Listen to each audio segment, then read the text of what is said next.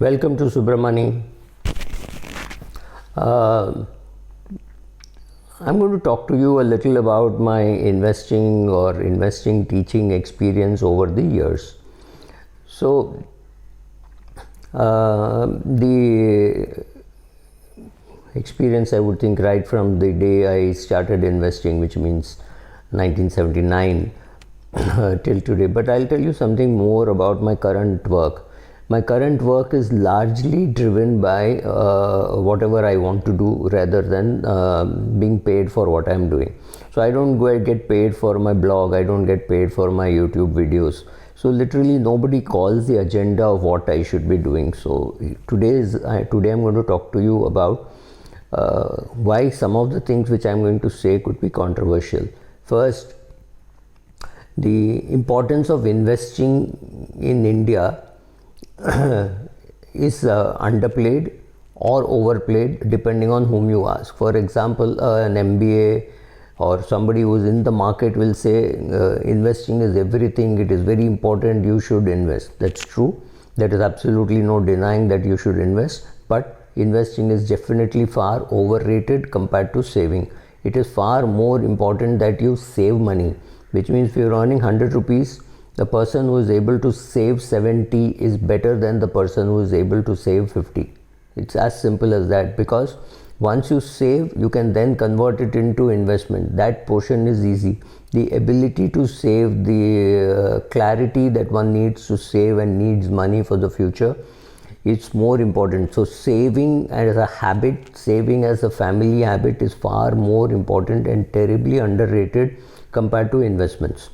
Why is investment overrated? Look at the number of channels which want you to be an investor, which is a complete lie. What they want you is to be a trader so that you keep coming back. Imagine you come and on television I tell you, invest money in an index fund and don't worry about it for the next 30 years, which means you will switch on the channel after 30 years.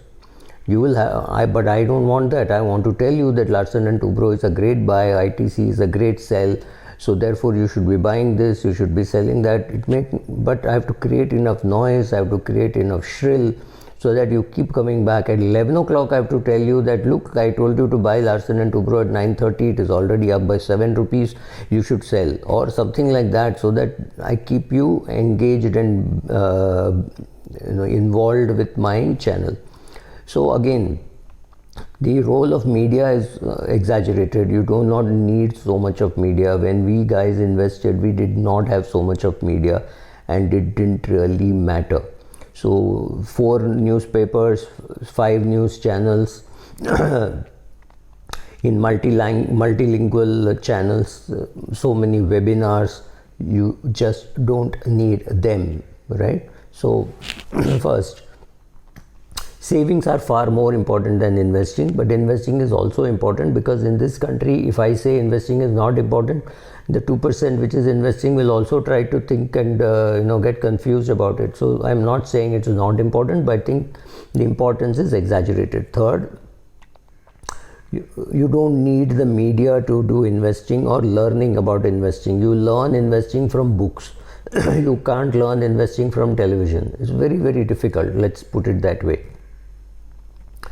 Fourth, you do not need so many complex products. Investing should be simple. Investing should not be so complicated as people make it out to be.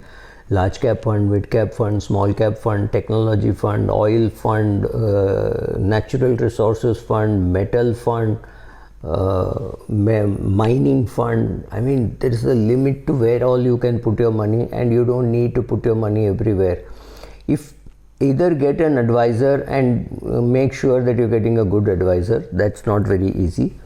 And after you have a good advisor, make sure you listen to him and make sure you understand what he's saying, because largely the more complex a product, the more money for the manufacturer and the distributor, and the simpler the product, less the money for the manufacturer and the distributor. So they are not too keen to come out with simple products, even though they will tell you that these products are simple, but these products are not simple. There could be very, very complex products, so don't fall for those things, right?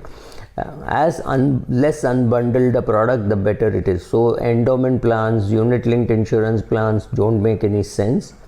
Term insurance makes sense, and term insurance ideally payable on a quarterly basis, because well, one quarter you paid and next quarter, before the next quarter, if you have died, at least you saved that quarter's premium. No, it is meant more because you can change the provider, right? So flexibility in changing the provider. So basic, get your term insurance, get your if you don't want an advisor, you are better off getting an index fund. If you get an advisor, find out whether his advice is good, keep track of it and see whether he is really outperforming the index. Right? To me, it looks very difficult that an advisor will have those skills, because we are looking for investment advice from a guy who is not capable of giving investment advice. He is come here to give you financial behavior and financial advice, and not investment advice. Investment advice is actually something which only the fund manager is capable of imparting, not your poorly paid IFA. So, but your IFA or MFD, as he is now called, should be able to help you with all other things. He should be able to help you with your documentation, how many nominees you need, why you need, and have you made your will, right? And simplifying things for you. That is his job. He cannot decide how much you should put in mid cap and small cap. Yes, both of you can sit together, use a software and find out how much should be in large cap, how much should be in mid cap, based on a good risk profiler. Not too many mutual funds have good risk profiler, so they just, it has to be something like, oh, put 60-70% in large cap, 20% you put in mid cap, and 10% you put in small cap. This is largely how it is done. So you don't need such complex advice if you think the advice that you're getting is not good. So again, you basically get your term insurance. Start putting money away in an index fund, which means you should learn how to save. That is far more important. You should also be lucky that you got a set of parents who knew this, who were imparting it to you.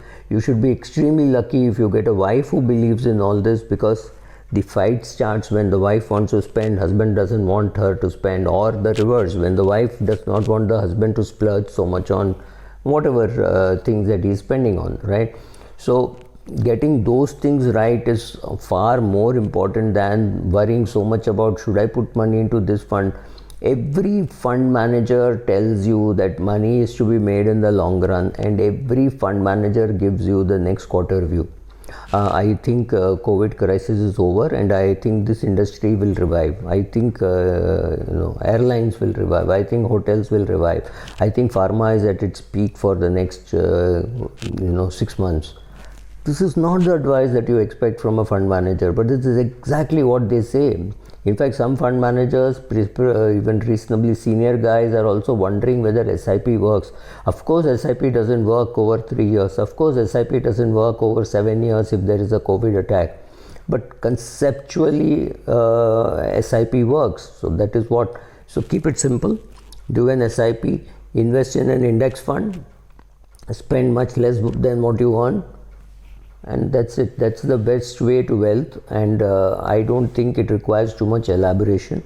But lesser number of bank accounts, lesser number of mutual fund schemes, almost zero policies like ULIP, and that's it. You don't require to do much more. This is just like Rahul Dravid kind of a batting. Make sure that you don't touch balls outside the off stump. That's all. Easier said than done, but it required a Rahul Dravid to stand there and demonstrate that you could be the batsman who has faced the highest number of balls in the world. It just shows how much of patience he has. So to say invest and be patient is easy, but not easy to implement. So make sure you do all these things, and life will be much better. Thank you.